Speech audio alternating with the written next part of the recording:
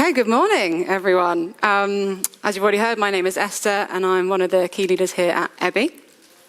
Today, we're starting a new mini-series on Exodus, and we're going to be exploring God's people finding freedom, who was involved in that, and what that looks like or means for us today. So today we're going to be looking at two different passages that follow on from one another, but I'm going to read them separately and explore each one individually, even though they do link, but I just felt there were certain points I wanted to bring out of each one and not forget the passage that came before. So we're going to start by reading Exodus chapter 1 from verse 6, and we'll explore that. And then we're going to read from Exodus 2.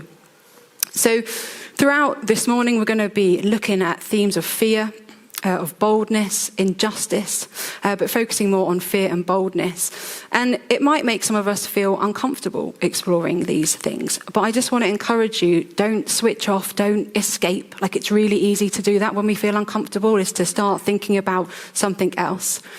It was challenging for me writing this, and it made me feel uncomfortable, some of the things that I was thinking about and that God was kind of bringing up in my mind. So I hope it makes sense. I found it quite hard to put what was in my head down on paper, so bear with me if it just seems a little bit all over the place. But let's jump straight in. So we're going to read from Exodus 1, starting at verse 6. So it says, "Now Joseph and all his brothers and all that generation died, but the Israelites were exceedingly fruitful. They multiplied greatly, increased in numbers, and became so numerous that the land was filled with them. Then a new king, to whom Joseph meant nothing, came to power in Egypt.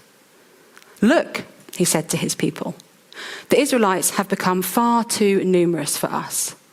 Come, we must deal shrewdly with them, or they will become even more numerous, and if war breaks out, we'll join our enemies, fight against us, and leave the country.' So they put slave masters over them to oppress them with forced labor. And they built Pithom and Ramesses as store cities for Pharaoh.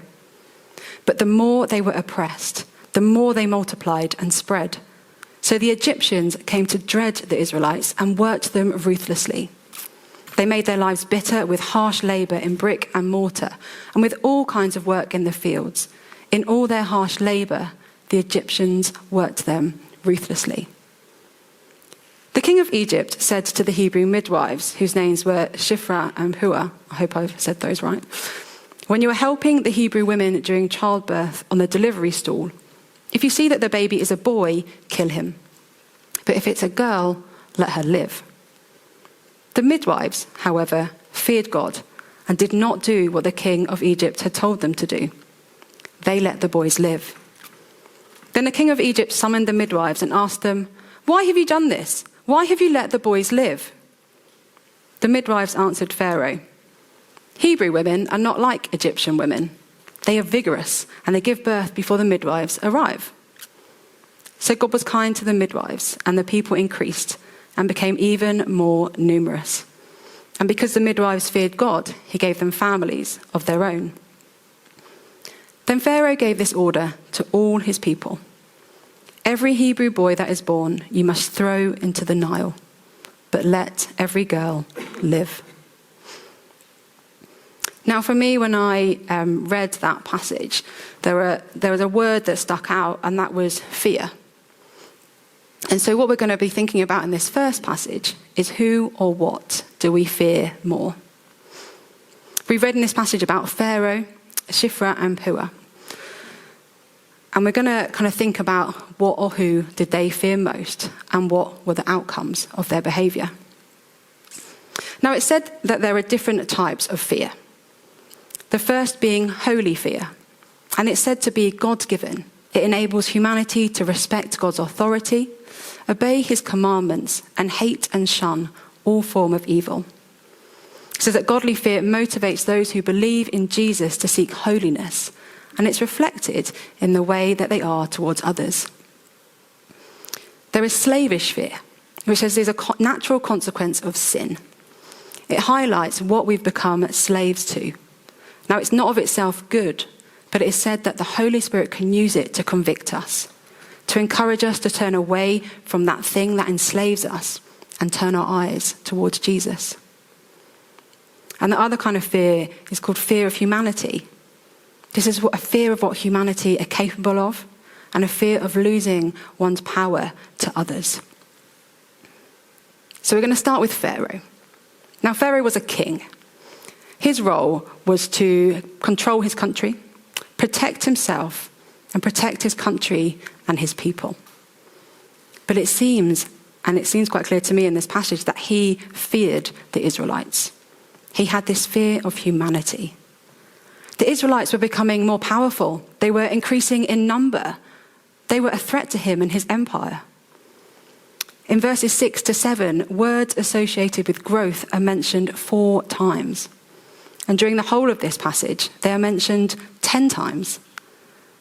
It is so clear that God was blessing the Israelites, and they were multiplying.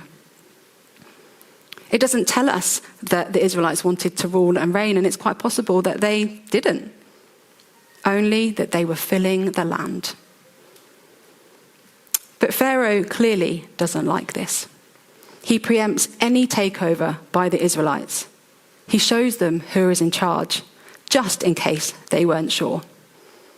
It was as though he felt that this was his only option, that he didn't have a choice.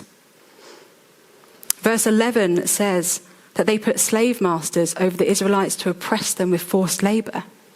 And they built Pithom and Ramesses as store cities. And verse 14 says that they made their lives bitter with harsh labor in brick and mortar, and with all kinds of work in the fields. In all their harsh labor, the Egyptians worked them ruthlessly. This is clearly abuse and exploitation and slavery. And sadly, this does still exist today.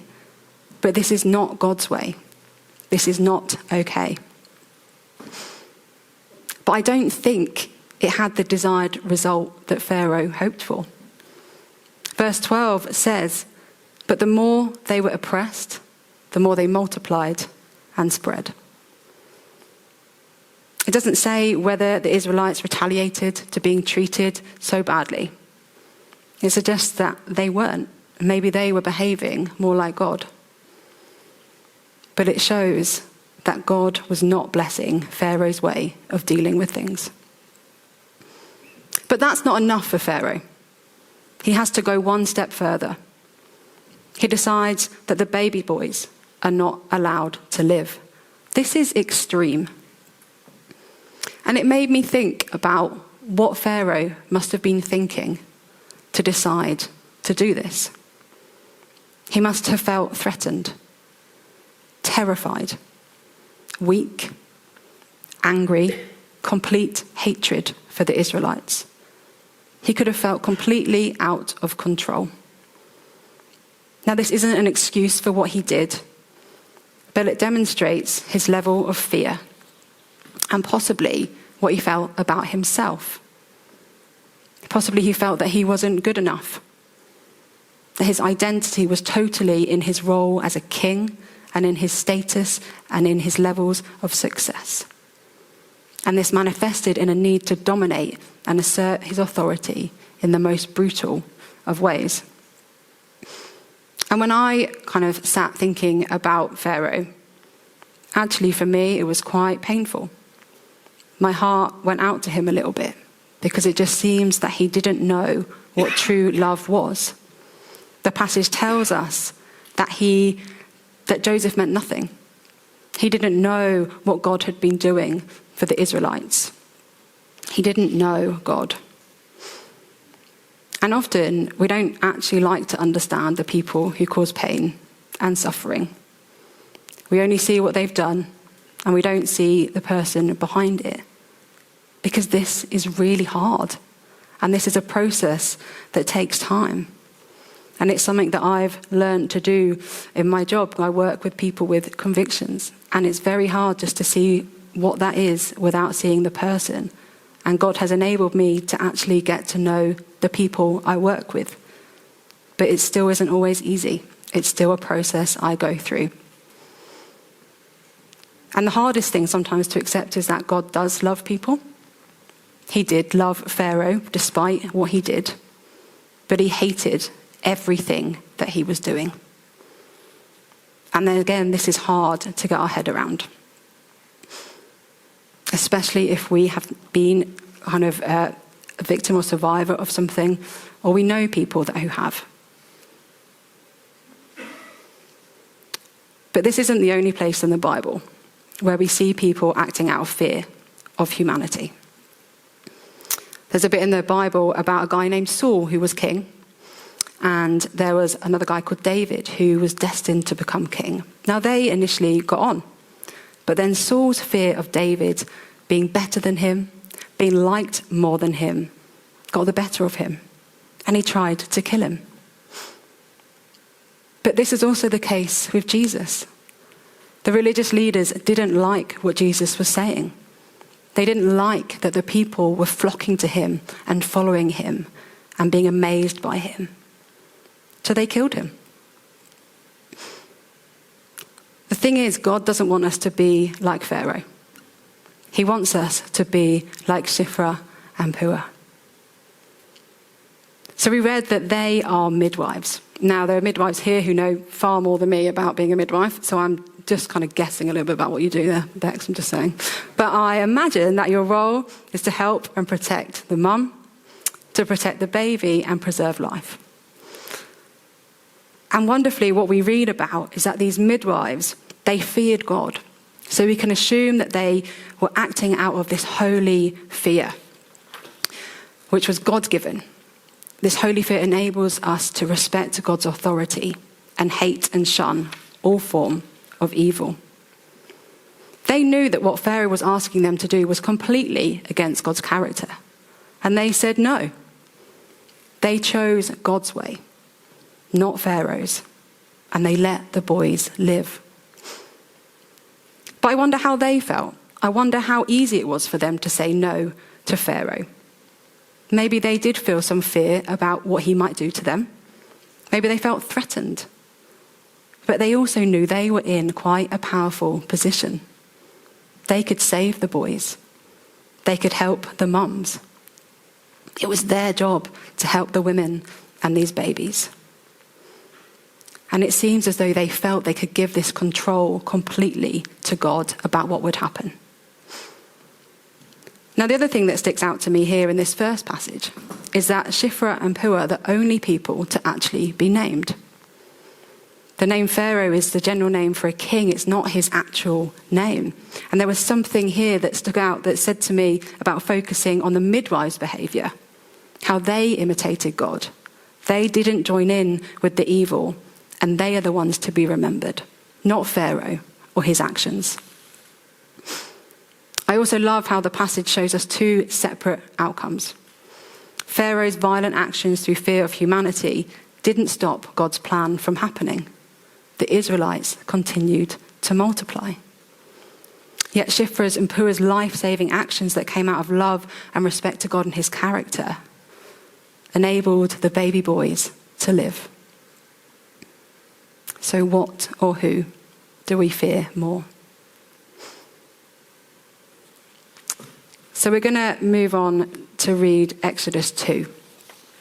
And we're going to think a bit more about boldness, but how that, where our fear comes from, could enable our boldness. And this passage is about the birth of Moses, which we will hear more about Moses in the coming weeks. But it says, now a man of the tribe of Levi married a Levite woman, and she became pregnant and gave birth to a son. When she saw that he was a fine child, she hid him for 3 months. But when she could hide him no longer, she got a papyrus basket for him and coated it with tar and pitch. Then she placed the child in it and put it among the reeds along the bank of the Nile.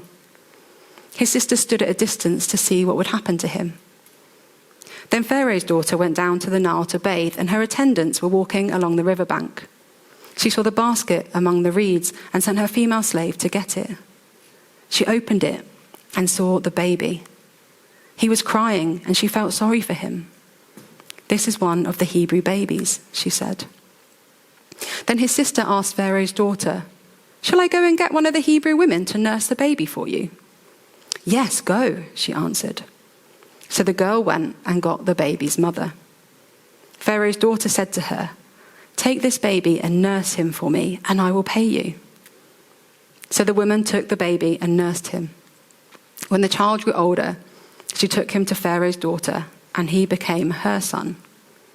She named him Moses, saying, "I drew him out of the water." Now, what stuck out to me here initially, and I actually changed the way I worded this point this morning, which sometimes happens when you plan sermons. So what I kind of wanted to say today is that we won't always know the impact our boldness could have. Now, we read in this passage about Moses' mum, his sister, and Pharaoh's daughter. But we're going to focus more on Moses' mum. And it is true that sometimes when we act in a bold way for God, we don't always know what the outcome is going to be. And we might not even see it. But the passage tells us that Moses' mum saw that Moses was a special child. So she hid him for 3 months. But she would have just no idea how special this little boy was and what he would go on to do. She knew that Pharaoh wanted him dead because he was a Hebrew boy, but she took the risk of hiding him. And we know that this must have been quite a big deal because it's mentioned in the New Testament in Hebrews 11, verse 23, which says, "By faith, Moses' parents hid him for 3 months after he was born, because they saw that he was no ordinary child, and they were not afraid of the king's edict." Now, I'm not a mum, but I know that babies cry and that they are loud. It's the kind of noise that you hear from far away. If you're in a supermarket and there's a baby crying, you hear it. And for me, it's the kind of noise that goes right through me. And so I kind of was thinking, how hard it must have been for her to keep him hidden for 3 months. That's not like a short period of time. That's quite a chunk. And that was no mean feat. But I imagine that when you're a parent, there's this fierce boldness in you to protect your child, and that you do anything you can to save your child. And the only thing I could relate that to is the way that I feel about my nieces and nephews, who are growing in number, which is great.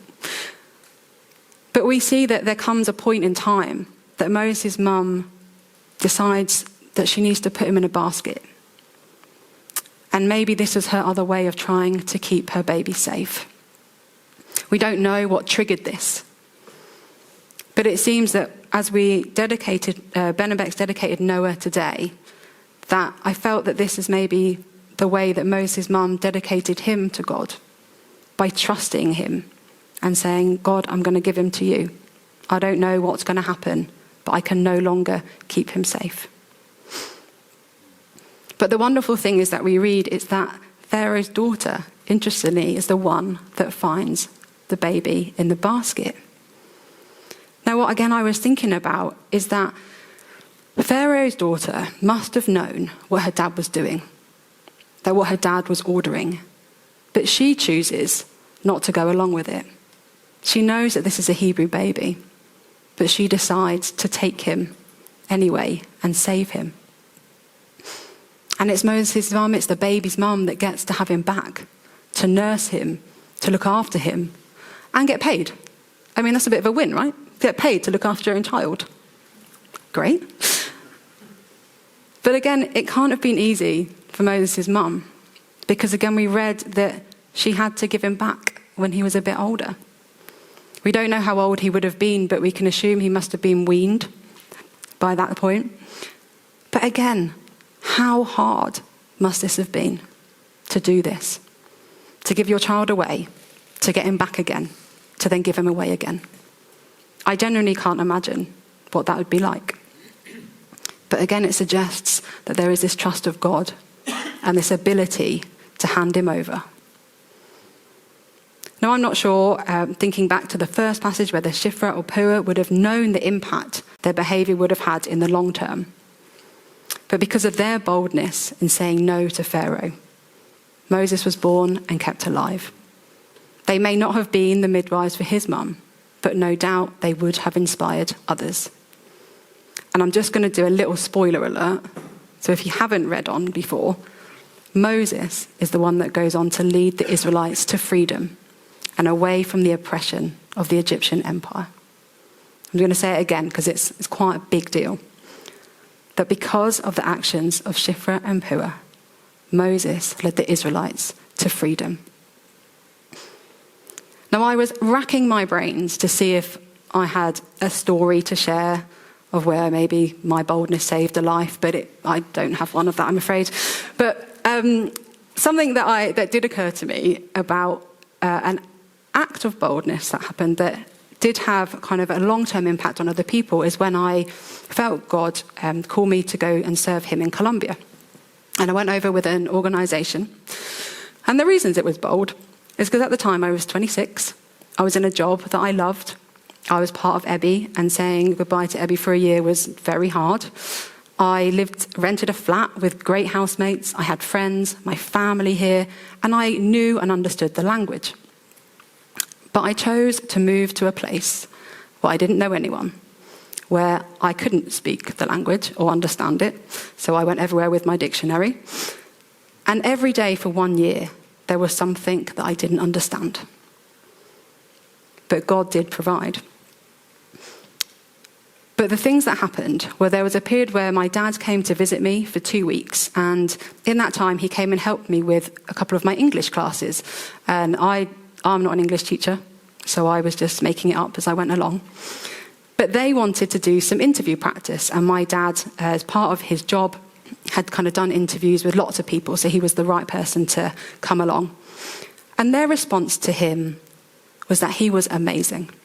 That he was explaining concepts to them in ways that were simple, but that didn't make them feel stupid. And that they learned so much from that 1 hour session with him.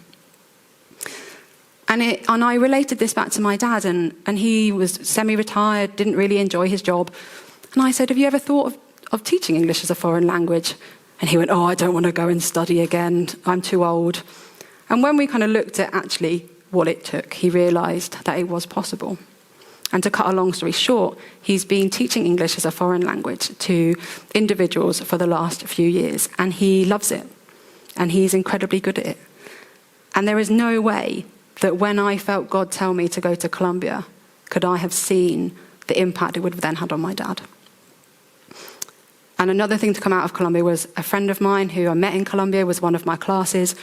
He always had felt a call to come and serve God in England, but at that time, this was 8 years ago, it was incredibly difficult because financially, England is so expensive compared to Colombia. But also not many people were able to get visas and things like that. But I put him in touch with the charity that I went with. And again, long story short, a few years later, after he'd managed to save the money, he was able to come and serve God in a church in England. And he now lives here. He got married to another girl that, again, weirdly had been in Colombia, but was English. And again, when I went, there is no way that I could have known that this would happen for this friend of mine. So we won't always know the impact that our boldness can have. Now, Jesus' death on the cross encompasses love, surrender, submission, invitation, hospitality, and receptivity to love. Jesus consented to his death, but he rose again on the third day, and he reigns and rules in heaven and in the world. However, he doesn't rule by force or coercion. His way of doing things is not at all like the way of Pharaoh. He doesn't force himself into our lives or make us receive his love. But he does invite us to willingly respond to the offer of relationship with God. One that is loving and not one of a dominating, controlling taskmaster. And as I was praying about the sermon and things, the words consent and choice came out more than anything. And I just felt that maybe there's someone here that doesn't feel that they've got a choice, that they feel they have to go along with it, whatever it is, but that they want to be able to choose. And if that resonates with you, then I would love to pray with you. But if you would rather someone else prayed with you, then do ask someone to pray with you on that. Now, I'm going to invite the band back up to come and lead us in worship. And I'm sure that maybe I've brought out some things for us today that might be helpful to respond to as we worship God. The first thing that you might want to respond about is, again, what do you fear most? Maybe you've got a fear of what other people think of you. And if that's you, I'd encourage you to ask God, what does God think of you? And listen to what he's got to say. Maybe you want to be a bit more like the women we've read about and their boldness. You want to step out for God. You want to stand up for the injustices that you see. I'd encourage you to ask God, what does this look like? What's the first little step in that journey of becoming bolder? But maybe you're sat here and you don't know Jesus personally, but you think you might want to. I would just encourage you to ask him into your life, to say sorry for the things that you've done that might be hurtful, but let Jesus in and let him love you. So I'll just pray as the band come up.